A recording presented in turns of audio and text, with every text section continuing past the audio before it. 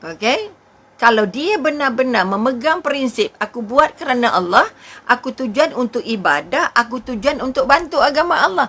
Dakwah ni bukan ustazah, bukan ustaz je, bukan ustazah, bukan ulama'. Orang yang ada ilmu belajar dakwah dengan ilmunya. Orang yang ada kemahiran dakwah dengan kemahirannya. Orang yang boleh berniaga, belajar dengan berniaganya. Okey? Sebab itu kita kata kekuatan yang nak bangun. Okay, redha terima dulu. Ya Allah, aku redha dengan ujianmu ini. Aku redha dengan musibahku ini. Aku redha hasilnya. Aku pergi jumpa doktor. Aku juga redha. Bukan doktor yang ubatkan. Bukan ubat yang menyembuhkan. Aku yakin dan percaya dengan janjimu dalam Al-Quran bahawa setiap penyakit yang turun ada turun sekali ubatnya. Oleh itu, ya Allah, temukan aku dengan ubat yang kau turunkan untuk penyakit aku dan penyakit anak-anak aku ini. Ketemukan aku, mudahkan aku. Buka jalan macam mana aku nak dapat rawatan yang dikatakan boleh membantu untuk proses penyembuhan anak aku. Kalau kita ambil sebuah cerita tapi di luar negara, ada seorang pakar, pakar yang sangat terkenal dengan macam penyakit leukemia.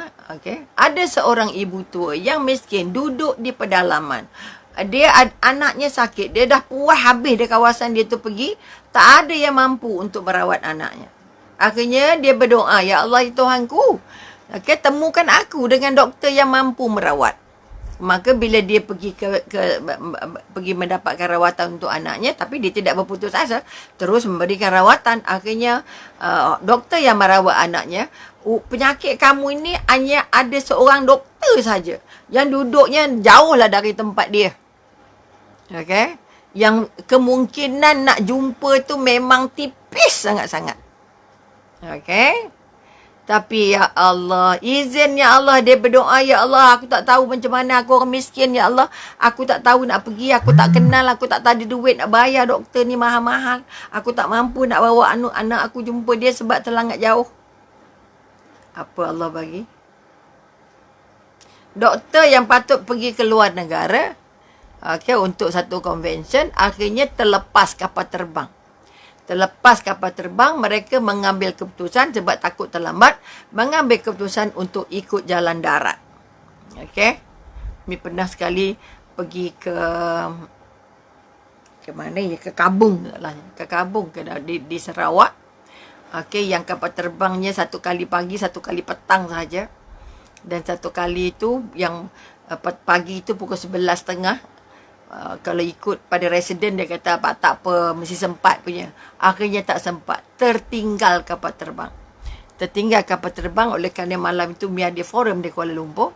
Akhirnya penganjur membuat keputusan pergi ambil 4x4, lari ke Kota Kinabalu untuk dapat flight pukul 6.30. Ketika itu dalam pukul 3 kot, 2 ke 3 gitu.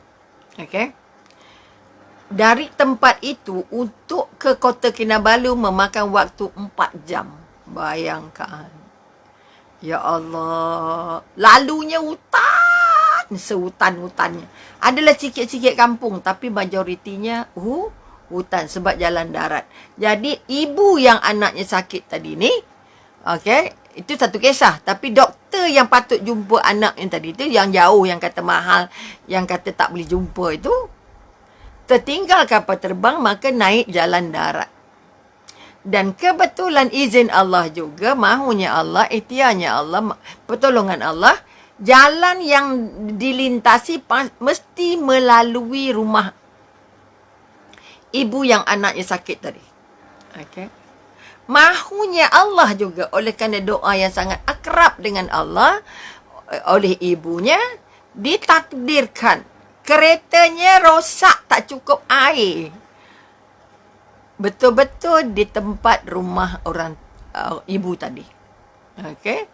Akhirnya orang tu datang minta air, maka ibu tu pun jamulah, tapi nak tumpang bilik air dan sebagainya. Maka doktor tadi nampak anaknya yang sedang terlentang sakit. Jadi dia pun tanya, ini sakit apa? Dia pun sebut sakitnya.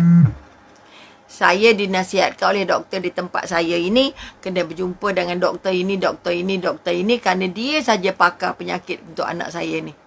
Bila mendengar nama dia disebut oleh ibu ini, terperanjat doktor tu.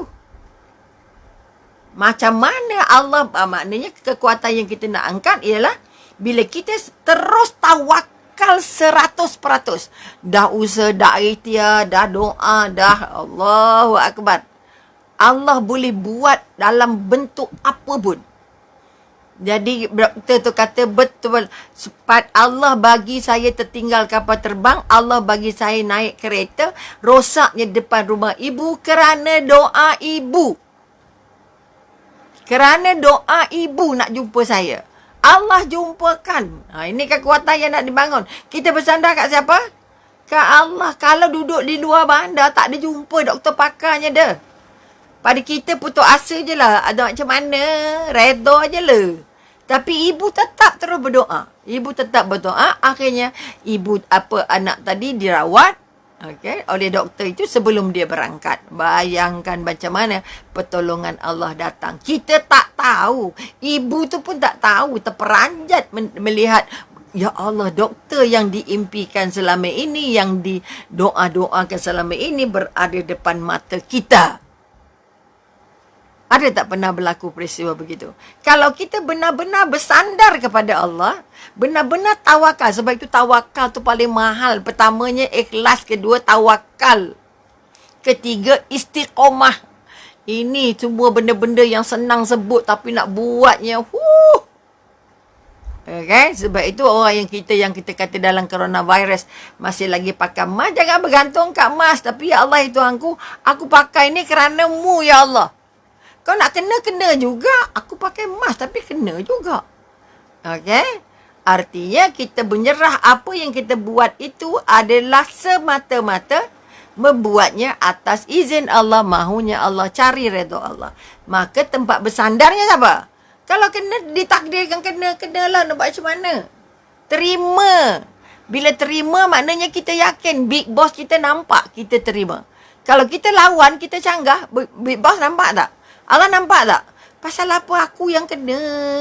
Aku tak berjalan mana-mana tapi kena. Macam mana dia boleh jangkit? Oh, penat weh.